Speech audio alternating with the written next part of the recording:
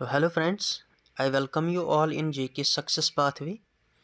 Information ये है कि government of India ministry of railway recruitment board की तरफ से एक रिक्रूटमेंट आई है, जहां पर 1036 पोस्ट्स जो हैं वो नोटिफाई हुई हैं। ये पोस्ट्स जो हैं ये वेरियस पोस्ट्स आउट हुई है।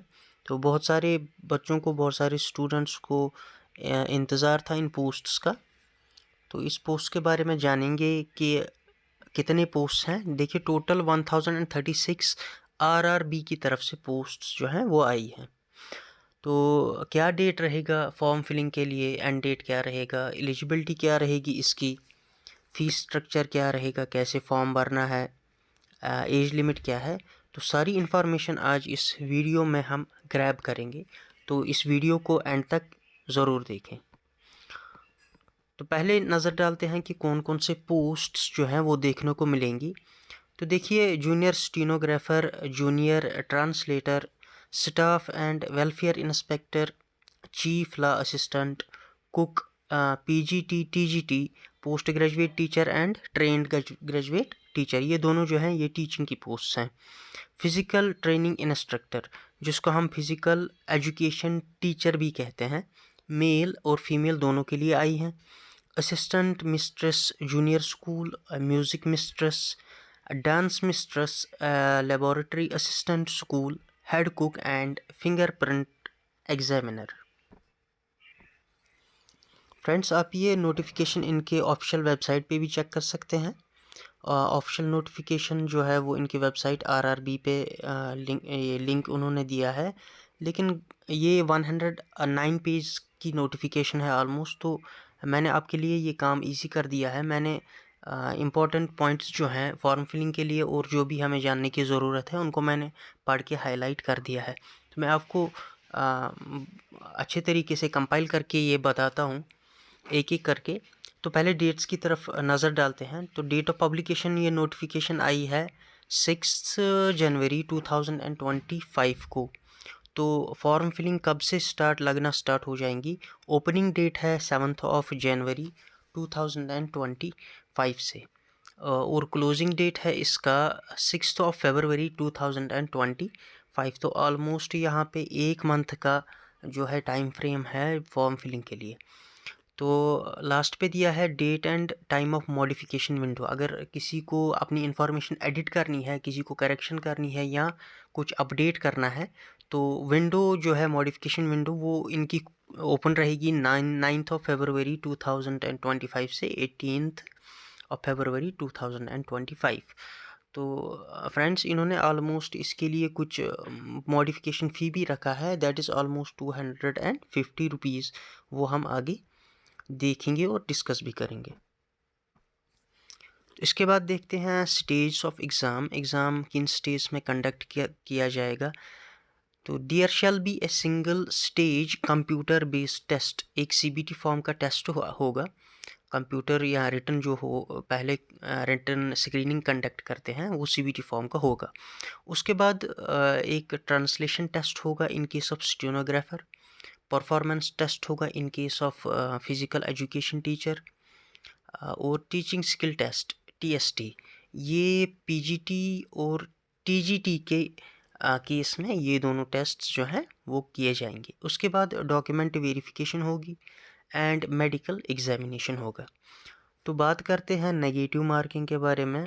तो नेगेटिव मार्किंग बिल्कुल यहाँ पे है, और वो है जो है वो है 1/3 जो है आपका डिडक्ट कर दिया जाएगा हर एक रॉन्ग आंसर के लिए। अब एजुकेशन क्वालिफ़िकेशंस का जो है वो इन्होंने एनेक्सर ए में दिया है। तो वो हम देखेंगे कि क्वालिफ़िकेशन किस पोस्ट के लिए अलग से इन्होंने स्पेसिफाई किया है, अलग से एलिजिबिलिटी और क्वालिफ़िकेशंस इन्होंने रखी हैं, वो हम डिस्कस करेंगे। तो फ़ी के बारे में 500 आप देख सकते हैं। बेसिकली इन्होंने अनरिजर्व्ड या जनरल कैटेगरी के लिए 500 फ़ी रखा है, और जो रिजर्व्ड कैटेगरी वाले हैं उनके लिए 250 फ़ी रखा है। लेकिन यहाँ पे आपको देखने को मिलेगा कि यहाँ पे एक रिफ़ंड पॉलिसी इन्होंने इंट्रोड्यूस की है यहाँ पे, जो कि बहुत अच्छा है, बहुत सारे स्टूडेंट्स को इनसे फ़ायदा होगा। वो क्या है कि जो भी बच्चा सीबीटी एग्ज़ाम में पार्टिसिपेट करेगा, तो in case of general category ₹400 उनको रिफ़ंड कर दिया जाएगा, और in case of reserved categories जैसे ST, SC, minority, transgender, ex serviceman, तो उनको 250 पूरा रिफ़ंड कर दिया जाएगा। तो mode of payment of fee तो ऑनलाइन ही है, और मोड ऑफ़ जो फॉर्म फिलिंग है वो भी ऑनलाइन है। इनका स्ट्रिक्ट रूल है कि कोई भी और मोड ये प्रेफर नहीं करते हैं और एंटरटेन नहीं करेंगे। अब बात करते हैं सिलेबस के बारे में। तो सेक्शन वाइज मार्क्स जो इन्होंने अलॉट किया है डेडिकेटेड अपने अपने सब्जेक्ट को, तो हम देखते हैं। पहले प्रोफेशनल एबिलिटी जो है, नंबर ऑफ़ क्वेश्चंस इसमें से 50 क्वेश्चंस पूछे जाएंगे और 50 मार्क्स का ये पोर्शन होगा। जनरल अवेयरनेस जो है वो 15 मार्क्स का होगा, 15 questions. General intelligence and reasoning 15, mathematics 10, general science जो है वो भी 10 क्वेश्चन और 10 मार्क्स का होगा। तो ऑलमोस्ट यहाँ पे 100 क्वेश्चंस हैं और 100 मार्क्स, तो इसका मतलब है ईच क्वेश्चन को इन्होंने अलॉट किया है 1-1 मार्क्स। तो फिर इन्होंने ब्रेकअप सिलेबस का भी दिया है। मैथमेटिक्स का अलग से दिया है syllabus, general intelligence and reasoning का अलग से दिया है, तो यह आप नोटिफिकेशन पे देख सकते हैं। फ्रेंड्स, अब एनेक्सर ए पे आते हैं हम, पेज नंबर 102। देखिए ये नोटिफिकेशन जो है ये ऑलमोस्ट 109 पेज की है, बहुत लंबी नोटिफिकेशन है, बहुत वास्ट नोटिफिकेशन है। अगर आप खुद से पढ़ने जाएंगे तो बहुत टाइम लगेगा आपको पढ़ने में। तो यहाँ पर अगर हम आते हैं, जो रीजन्स के लिए इन्होंने क्या क्या पोस्ट और सीट्स अलॉट की हैं, तो हम जम्मू एंड कश्मीर श्रीनगर के बारे में जानते हैं। तो कैट नंबर आइटम नंबर 56 और item number second 56 staff and welfare inspector की वैकेंसीज़ हैं यहाँ पे। यहाँ पे आप देख सकते हैं, मैं आपको जूम करके दिखाता हूँ। लेवल 6 की ये पोस्ट है। एनआर नॉर्दर्न रेलवे में एक पोस्ट इन्होंने अनरिजर्व्ड कैटेगरी के लिए अलॉट की है, और पीएलडब्ल्यू में 2 सीट्स की हैं अलॉट। तो टोटल जो है वो 3 सीट्स इन्होंने अलॉट की हैं।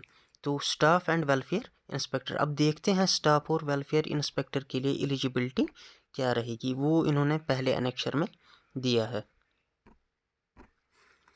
तो अगर आप यहाँ पेज नंबर 86 पे आएंगे इस नोटिफिकेशन की, तो आप देख सकेंगे कि 56 कैटेगरी का जो हमारा था स्टाफ एंड वेलफेयर इंस्पेक्टर, पे लेवल 6 का, तो इन्होंने ये पहले एज के बारे में बात करते हैं। मिनिमम एज इन्होंने 18 ईयर्स रखी है और मैक्सिमम एज 36 इन्होंने रखा है। मिनिमम एजुकेशन क्या रखा है इन्होंने, पहला तो graduation plus any one of the following qualifications. देखिए ग्रेजुएशन तो आपके पास होना ही होना चाहिए।